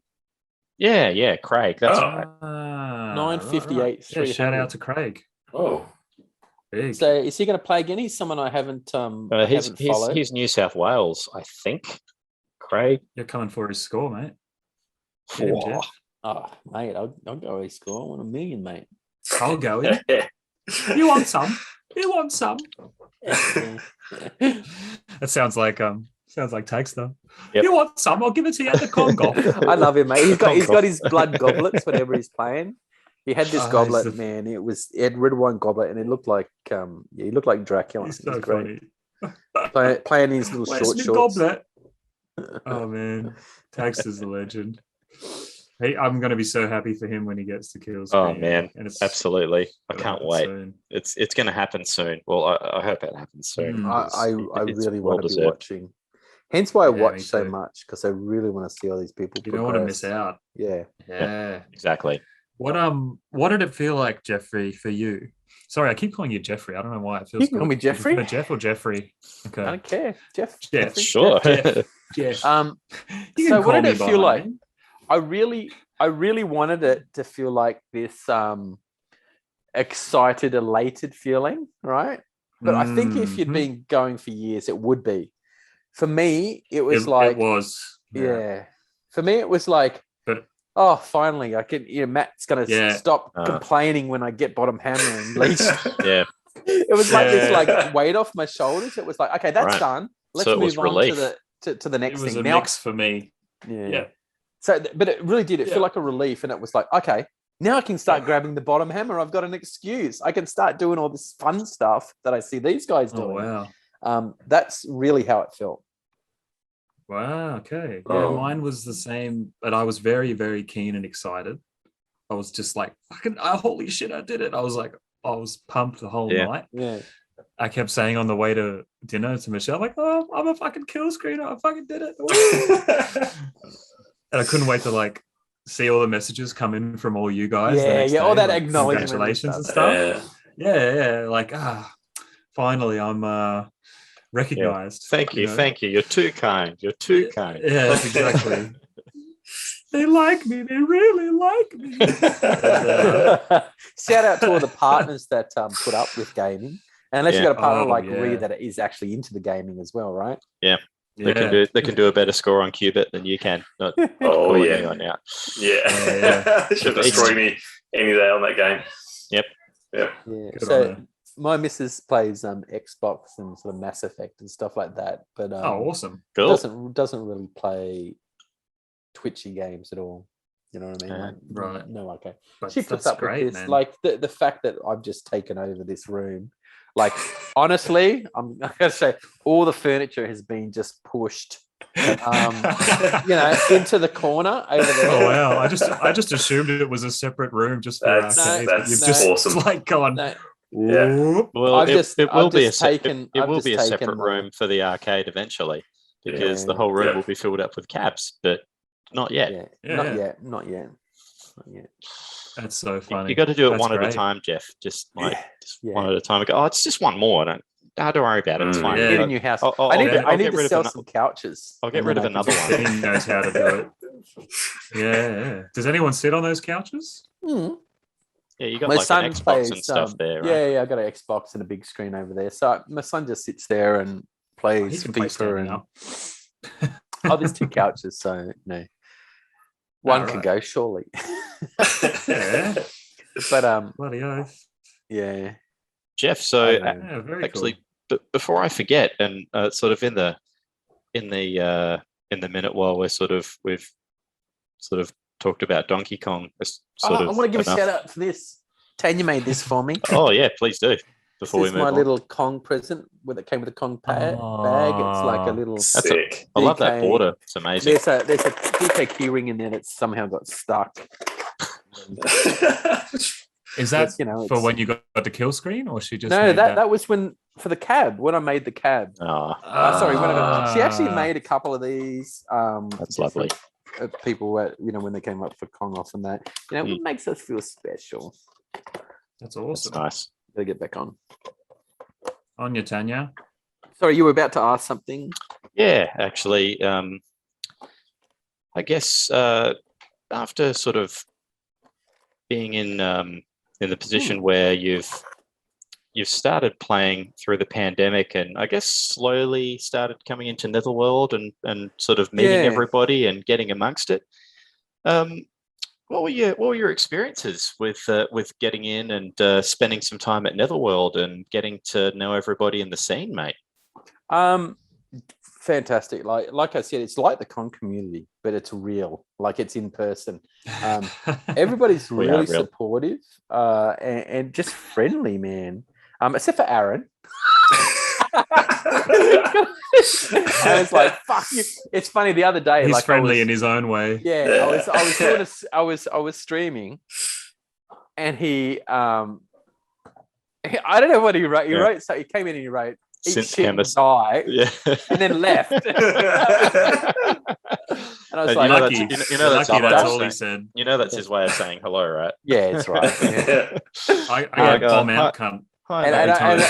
and sorry, I'm never going to get in the car with him again, because not only was I the worst nail guy in the world, but he drives like he's in a rally car. Like, Yeah, he 100%. does. He sure does. Yeah, I went and helped him pick up some timber earlier this week. I can confirm. Yes. Yeah. Rally I think car. that He's in a rush for no reason. eh? when we had him on for the Kong off chat, he was saying that when he was dropping everybody off that night, that he was dropping everyone off, that Danny nearly made him crash because he was making him laugh so much. Oh yeah. I don't know if it's a testament to Danny's jokes or maybe a black mark against Aaron's driving. I'm not sure. One or the Maybe other, a latter. little both. Maybe the latter. Yeah, maybe both. Drive safe out there, everyone. So that's good. Yeah. So I guess going into Netherworld was obviously something that really did it feel like it sort of helped with the journey for you, and that you would have spent a lot of time playing on sort of original hardware there, and did that help at all? No. Or was it more of a name thing? No, look, Netherworld has always been like just that cool place to go. That's an arcade. Arcade. Right. So like, I went with workmates and that. And when I played on Donkey Kong there a bit, because like I said, I'd go in there as much as I could to sort of throw a coin in. And Yeah, I think that's why I asked. Yeah. The first time was actually one of their arcade mornings where they get together and they talk about an arcade game. And I think that's where you were there and Johnny was there, and there was an arcade competition. I hate arcade competitions, I got to tell you guys.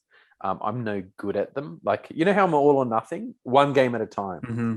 Get good at a game, move to the next. Get good at the game, move. So when I'm thrown in the ring, like at Boda, to do lots of different things, I didn't understand how that worked, firstly. And I thought, I can get a good score on Rygar. I'm helping out. No, I'm not helping out unless I get a good score on everything.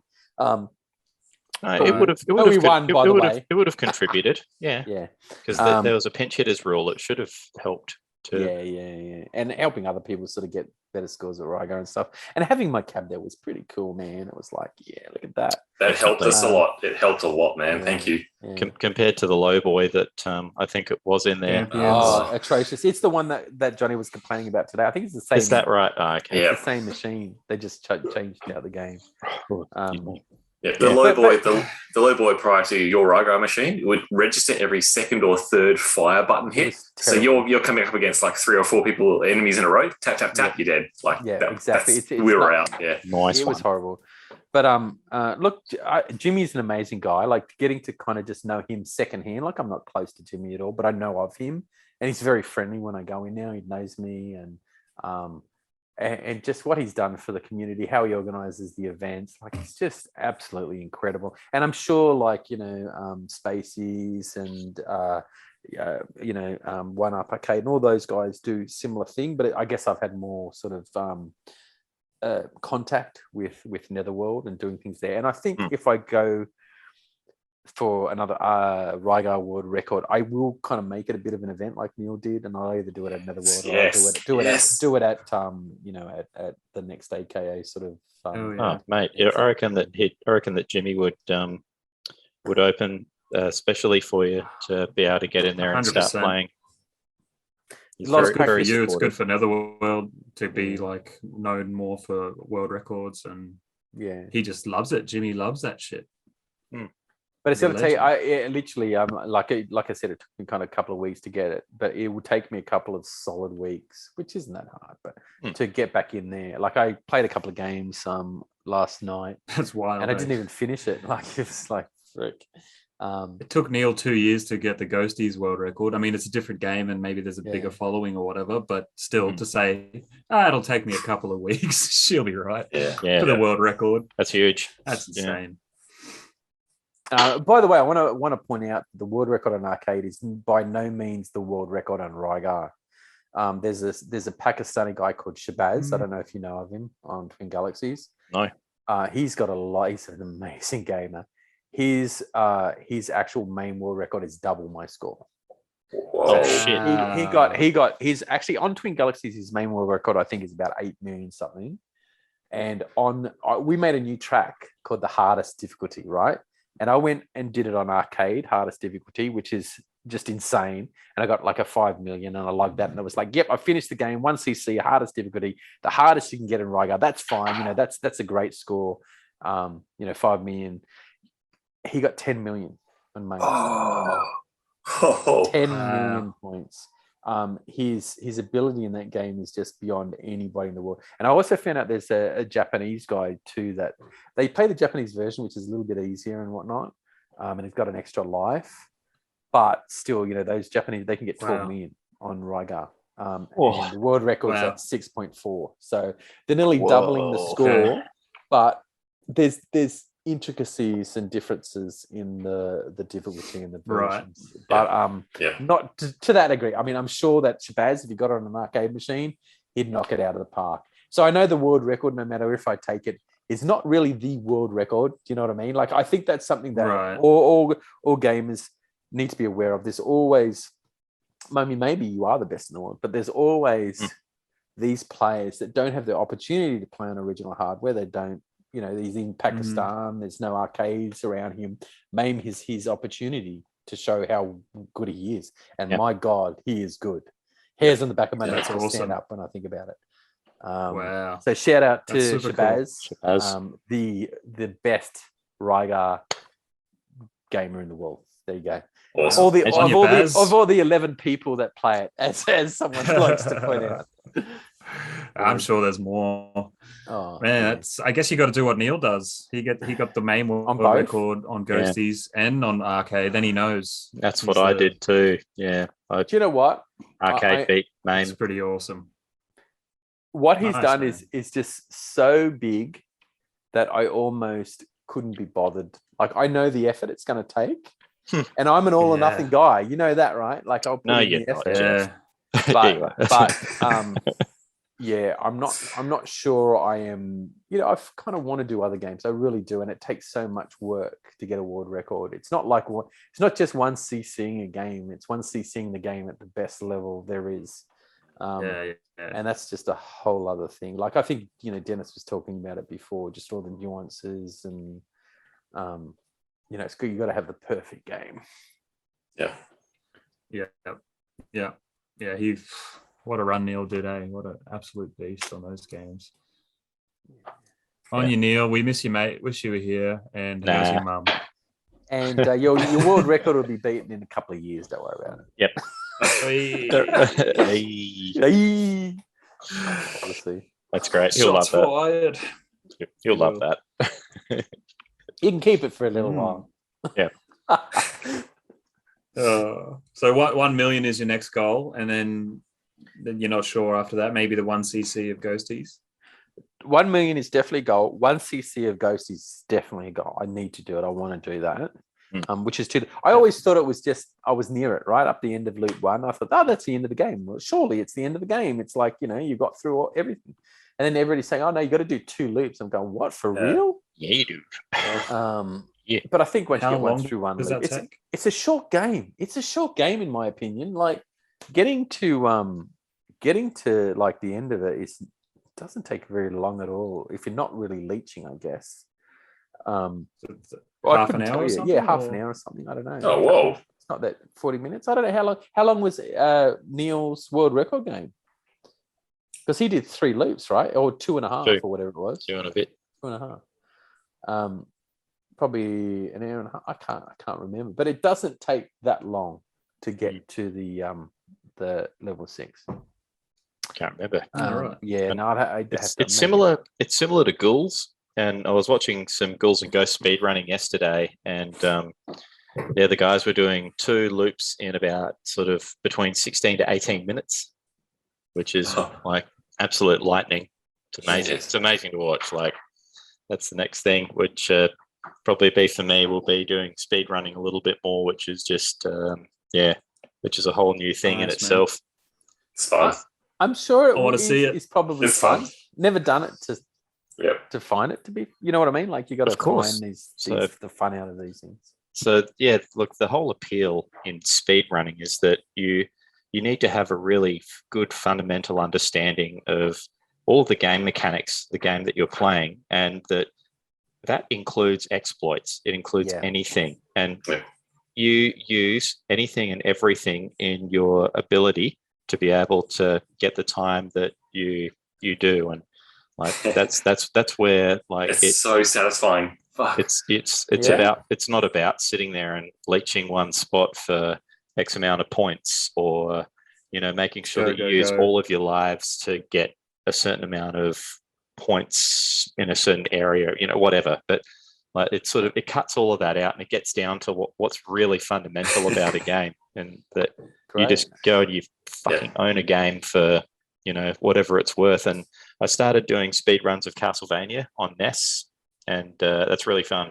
I was surprised how much I really enjoyed it. Hey, like, it's so challenging, and it's incredibly frustrating, because as soon as you miss something small, you're like, nah, that's it. I know I can't do it now. You have to restart, and that kind of sucks. But, you know, that's part of the challenge. Watch some Summoning Salt on YouTube, Geoff. That'll get you pumped. Right. It's a good. It's just Mike's joy at the thought of speedrunning. His reaction makes me want to do. He's loving it. Because look how he's just thinking about it. And he's so excited. It's funny. Like, I was talking about how Tekio breaks down his Donkey Kong game, where it's not like a fun thing. It's like a technique. It's a challenge. It's no longer the game. That's weird, because I realize that when I do speedrunning like a little bit, like Ultimate Mortal Kombat 3 is my main speedrun game, which I can finish in about 7.5 to 9 minutes, depending on how lucky I get. That's good. But like, I started learning speedrunning on Super Mario Brothers 1 on Game Boy Advance, like just old school Super Mario Brothers, trying to get through from like, you know, World 1-1 to the Bowser Castle, World 1-4, and trying to do that as fast as possible. And it took me, I don't know, I'd play it 5 or 10 minutes every second or third day. And I eventually learnt a very satisfying pattern through these levels. You're jumping at the right time, you're stopping at the right time, you're doing a long jump, you're bouncing off a turtle, you're doing a really, really long jump and then jumping straight away to get over to the bottom of the bottom of the flagpole. You want to land at the bottom of the flagpole because you don't want to be at the top of the flagpole. You don't want to land at the top, yeah. That takes seconds to get down. You don't want to land on a 1 or a 3 or a 6 second timing level at the end of the flagpole because you'll get a firework. Look and the firework. Look how excited you are talking about it. I don't know. It's you see the appeal though, right? It's you see the appeal. Yeah. It's perfecting something. It's like you break having a plan and executing it so in a fast manner too. That's awesome. I think going for something like a world record on Ghosties would not be something that I'd be interested in, but I would be interested in speedrunning it. Yeah. Just so that you can get through it as quickly as you goddamn can. Just own the fucking game. Actually, that's a world record in its own right if you can do it the fastest. Oh yeah. It is a memory. I mean, Ghosts and Goblins is unlike Donkey Kong. There's not as much randomness to it as I'm aware from what I've played. It's literally a memory game and a muscle memory and it's kind of different. So Capcom and especially early Capcom, that you had what you would call set patterns where you know that you're expecting certain groups of enemies at any point. But what changes is the behavior of all of those little groups, and certain little different things can happen in the unexpected. So yes, you know that you might get 3 groups of a group of 3 certain enemies in a certain area in level 1, but you don't know where they're going to come in or how they're going to dip or what they might do. They might shoot, and that changes, and it's never really the same. Like you have predicted behavior, but you can't guarantee that they're going to do that. If you speed run something, then you rely on that regular behavior, and it's a Capcom game. Capcom games don't fucking behave like at all. So they're just nasty like that. They're naughty games. I think G&G might. I don't know. We'll see. I'll speed run it. Oh no, I was chatting. I think I was chatting to Neil about that as well. I think was it last night at some point, maybe like last week or something. We were talking about this, and that there is like an element of RNG in it, and that was what was the massive cock block for him in like going and not being able to do it in day one, because the patterns and like they were different on the board he had, weren't they? Yes, they were different on the ROMs he had. They were. So the RNG was nuts, and it was extremely unpredictable, and it wasn't around what he'd learned. And so yes, it was a pattern, but they don't always follow the patterns, even when you know them. So they can usually be one of 4 or 5 different patterns, and 3 or 4 might be predictable, but the 5th one will be fucking crazy, and you might not be able to do anything about it. And that was where I think Neil found himself in trouble. That we watched time and again, and watched him try and play against this crazy ROM set. It was awesome to go down there and watch him do it, though. Like that ending, that how close he was to dying, short, just how close he was to dying was just incredible. And he did it. Dude, he did it. It's making me clench think about it. The shared stress. If anyone wants to watch it, it should be on Twin Galaxies, right? It is, Look for Neil Cans on Twin Galaxies. It was Ghosts and Goblins. And you'll also hear all of us in the room, myself and Geoff included, when Neil passed over that point threshold. He knew that he got it. Fuck yeah. And the CRT failing. The CRT was failing. And he still did it. I actually played on that arcade machine after you're done. Like I had a quick go, and honestly the controls were horrible. They were. It was in some low boy, and I don't know. The stick was not great. It wasn't like a Sanwa or a Famitsu or anything. It was just some random. I think it was an MCR, but I can't even remember. And the buttons were great. The whole control scheme was not fantastic. So it was fighting with. To me, it was fighting with the control scheme. It was fighting with a CRT that was about to die. Yeah, on the first day, he was fighting with the ROM set. The ROM set, yeah. And he still did it. It was crazy. It wasn't. Yeah. And legend. Yeah, that was just so awesome. I'm so glad that I was able to experience that and go there and support him to do it, because man, that's that was really great to be a part of. And yeah, I remember Twitch lighting up as well when he did it too. It was fantastic. I was so happy for him. Yeah. Okay. Well, I don't know. That was a good one. It's been 2 hours. It has been. You have to edit that down. I only want to see half an hour in this thing. Come on. It can't be a 2-hour podcast. So we released the normal one and then the director's cut. Yeah. But shout out to all those amazing Australian retro and arcade players. Just what everybody. Community. Yeah, it's just been absolutely fantastic. My little entrance to it in November last year is I feel like I'm finally kind of part of the community. I'm sure you are. Yeah, most definitely, mate. Good. Have you felt like, actually that's a good question. Before we piss off, I'm sorry to stop you from having lunch. This is a good end of the stream. Go for it. But you go, mate. Your experiences with the scene. So you were in sort of competitive gaming with like online gaming before sort of the classic arcade sort of community stuff, right, Geoff? So weren't you? I thought you were playing competitive. I was good at something, but I wasn't playing competitive. No way. Yeah. I was playing PUBG. I had 6.5. That's the one. 6,500 hours on that game, mate. Yeah. 6,500 hours. That's like over a year's worth of. You know how I say all or nothing? That was all. Yeah. That's all. I was shit. decent, man. I was pretty decent. I hope so, but not decent enough to be in any kind of competitive team. I'm an individualist player, and it's a team game, so I used to enjoy the sort of the solo pursuits. I got a lot of chicken dinners, but yeah, team games is where it really sort of opens up. And watching a PUBG international team game is just an amazing thing to watch. The way they play, the skill level, the strategy. Going around this massive map in vehicles. It's just, if you haven't seen a PUBG game, I would definitely just try and watch one of the PCS, the PUBG sort of continental or global series games, and will do. They're enjoyable. They're really enjoyable to watch. How did you find the interaction of being in sort of being a player in that scene compared to what it's like in the classic arcade community? Does it compare?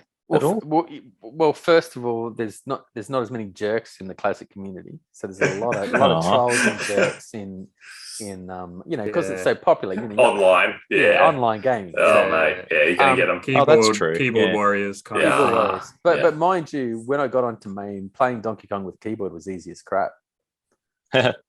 like it was just true. And the responsiveness of left to right is fantastic, mate. That's how I learned it. Yeah, keyboard. But WS, like going up and down ladders, is actually kind of uncomfortable. For me, it's very uncomfortable to make that movement on springs going up ladders with a keyboard. Whereas Mr. Justin Elliott, he's the world record holder, and it's all keyboard. So I much prefer a joystick, but yeah. So the only thing that really transitioned was my keyboard gaming skills. But yeah, I'm definitely not. It was definitely not a competitive scene PUBG player. No way. Yeah, right. Just playing it to enjoy it, eh? Loved it. That's it. That's what you want to do. Right on. I think when a community is more based around the physical things and like venues as well, like Netherworld and One Up and Pincadia, like it's a bit more sacred, like these places, and you don't want to be a dickhead to the people in the community because you have to face them. Yeah. And I mean, you don't want to be a dickhead to people anyway, but that's an extra like level of like. Oh, I think it's you care about these people. They're actually your friends. It's not like you're just playing someone online. Further they can be friends too, but further to that, I think it's also a sense of belonging and knowing that you belong to something good and something that you want to protect. You don't want to ruin it, and that it makes it a lot more important to you to make sure that all those interactions are positive. And that's the way I feel anyway. That even when you see like someone's beaten your score, and if you were doing it online, you could probably just give someone a little bit of, but you wouldn't do that in the arcade scene. It just you don't even feel like doing that. It doesn't. Yeah, there's no appeal in it. It literally spurns you on. You're like, man, how did you get that score? Can you show us some tips? Or and then you start working together. Yeah. Fucking well done. Yeah, you're pumped for your mates, even if they beat your own score, because that's right. Yeah, it's part of. It's just. Oh yeah, Sean. It's just continuing something. You get a little bit heartbroken, but then you find a job in it. Yeah. Oh, Sean, you talk about you and Johnny trading places in scores and games all the time, and I love that. Like I love those mates. Stories. Yeah, I love those stories. Oh, we love to compete. Like, it's great. Yeah. If I want to beat anyone, it's Johnny, just because I know he'll take it so emotional about it. Yeah. He loves it. He loves seeing people succeed. It's amazing. Yeah. That's he does. Yeah. That's and awesome. you do his just don't like playing this to him at Kong Off when he starts screaming. Oh yeah. Even when he's not dead, he's just screaming. Yeah. Oh my God. Oh, you gotta be kidding me. He's so funny. Holy shit. Righto. Love it. Thank you very much for the conversation and the stream, guys. It's been absolutely fun. I have talked an awful lot. I hope I haven't hogged the conversation completely. That was the idea. That's good when we have guests like that. We wanted to get you on to get to know you, mate, and it's been a pleasure having you on, and really appreciate the time that you've taken to hang out with us tonight. It's been brilliant. Like I said, I've been waiting for it. I hope it was. I love these podcasts. I went back and watched them from the beginning. You and Johnny sitting in a dank room, man. Yeah, me, Johnny, and Kibby in the garage. In his garage, That day, I was just like, I've been thinking about doing this podcast for so long. I've got the microphone that Neil has, because Neil wanted to start a podcast, but he didn't have the time. And I just said, all right, let's do it. And I came up with a name, like, kind of just before it, like, decided, okay, it's going to be Play It Up, and let's do it. And it was such low level quality, I guess, but it was still fun. Yeah. Good story. So, roll the tune, Play It Up podcast. Oh yeah. Yeah, it will. It'll come. Then the music will start. Yeah. I did that, by the way. I made that. Well done. Amazing. Yeah. The new I really appreciate you joining us, mate. Yeah, that was awesome. Great fun. That was All awesome. right. Stopping Make recording. sure my bike story's in. All right.